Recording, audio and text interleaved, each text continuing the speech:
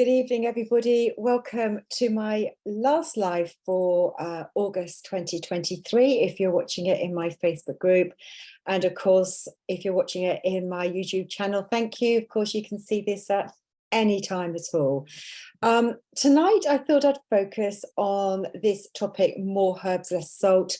I think it's an American awareness day, not a UK one, but like with many American things, we tend to follow the trends. So I'm very much aware of this awareness day called More Herbs, Less Salt. And I wanted to link this tonight to gut health because I specialize in gut health and I know just how valuable herbs can be to a healthy gut. So just like we know that salt is partially detrimental to, say, cardiovascular health and blood pressure, because of course, if you've got excess sodium in the blood, there'll be more fluid to try and dilute and correct that imbalance of the electrolytes, and this can raise the pressure in the blood. But we now know from some research that salt is detrimental for types of bacteria in the gut known as the Lactobacillus species. We've got lots of different beneficial bacteria. We can group them together into species. And one major group of beneficial bacteria that we know is so important to our health are the Lactobacillus species. And a study has shown that salt in the gut starts to diminish the population of the Lactobacillus. Now, why is this important?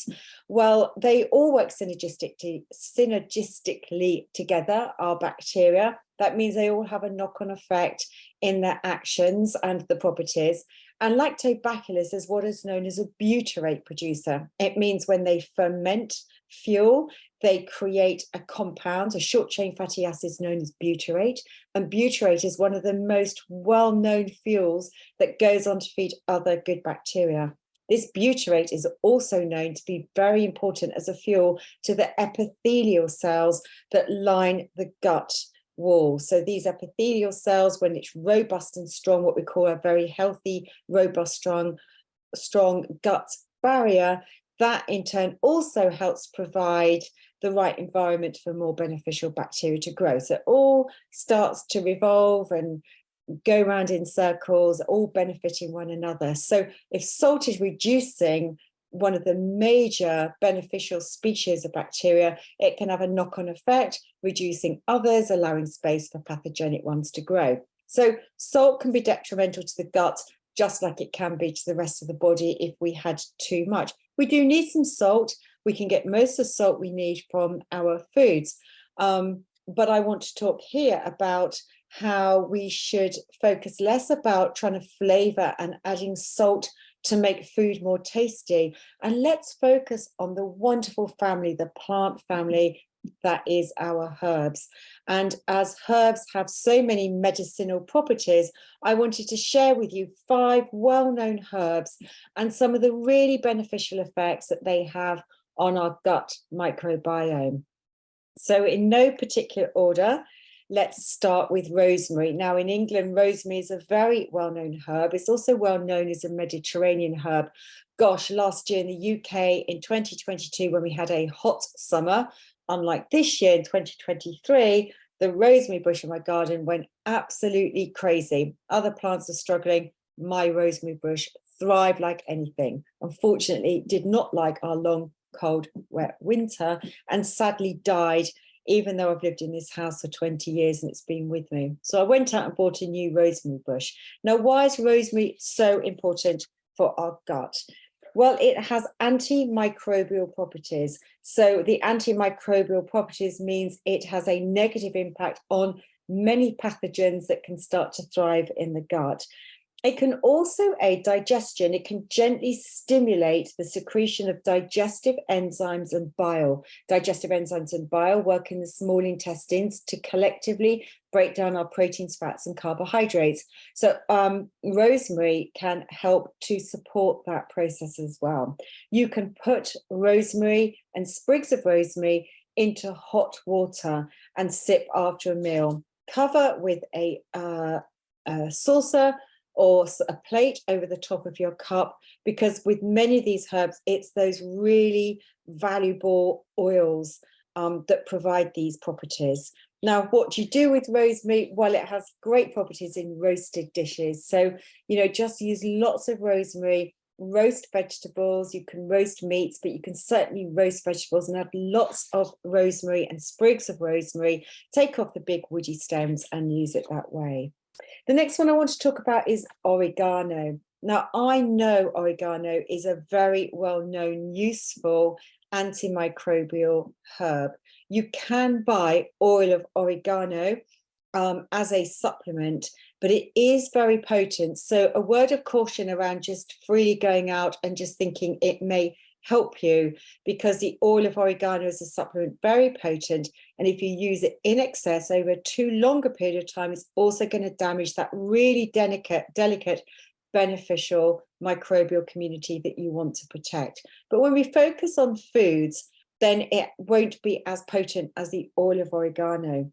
And oregano is known to be antibacterial, antiparasitic, antiviral, antifungal. It's got wide-reaching benefits against this cross-community of pathogenic bacteria that may be in overgrowth. Now, if you suspect that things are not right in your gut and you cannot afford to invest, say, in expensive stool testing that a lot of my clients will do, that really pinpoints what's going on based on DNA technology, what's really going on with this community of beneficial and pathogenic bacteria and viruses and yeast, etc., then you could focus on using oregano in your food just to gently try and bring a few things back into balance. If it's only very slightly out of balance, then it's going to be very, very helpful. In one study, oregano has also been shown to have a positive impact against the type of E. coli known to cause food poisoning. There are other types, but the one that can cause food poisoning has a really beneficial effect. So use oregano in your cooking. I love it in stews and casseroles and soups. Just absolutely wonderful as a herb. The next herb I want to talk about is a very common British herb that grows very well in our cooler climate, and that is mint. Many people will associate mint with aiding digestion. If you've got slight indigestion or problems with digesting your food, many people will have a peppermint tea, but don't focus on just the peppermint tea in a tea bag. It will have a very mild effect, but it won't have very strong effect in the gut.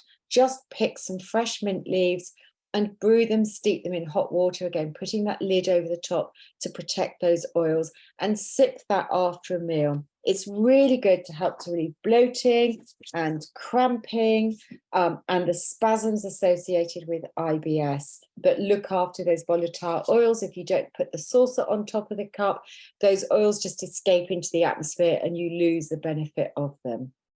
The fourth herb I want to talk about is parsley. Now, parsley is often just seen as a garnish. And I see many people, when they see the parsley that comes as a garnish on the side of a plate, if you go out for a meal, it's pushed to one side and left. But I always make a point of eating the parsley. And do use parsley and chop it finely and add it into your dishes, and chop it and put it over the top of cooked dishes as well. It helps to freshen your breath.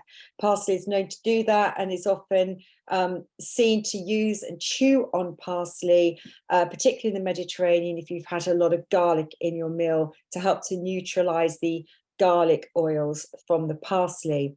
It also helps to gently stimulate bile flow and stomach acid secretions. Many people do not have too much stomach acid, they actually do not have enough. And by gently stimulating the gastric acid, the stomach acid secretions, and the bile, that can really help support digestion in different sections of the digestive process. It's also a great source, excuse me, of iron and vitamin C. And we know how important it is to have vitamin C to help the absorption of iron from the gut and into the bloodstream. Excuse me, I'm just going to have a quick drink of water. Now, the final herb I want to talk about tonight is more of a Mediterranean one. And it's that beautiful basil. It has the most beautiful aroma and flavor and goes well, equally well in sweet and savory dishes. You often find basil now, if you go out for a meal, often served alongside roasted fruits like peaches or nectarines, or you might find it served alongside strawberries and other berries. It has a lot of anti-inflammatory properties, and research is showing that it's also beneficial for inflammation in the bowel and in other parts of the gut as well.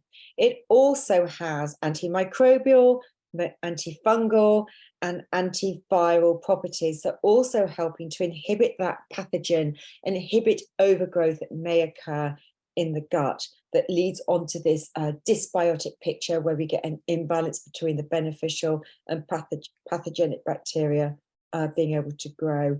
Also been seen to have a positive and antimicrobial effect against E. coli that can cause food poisoning.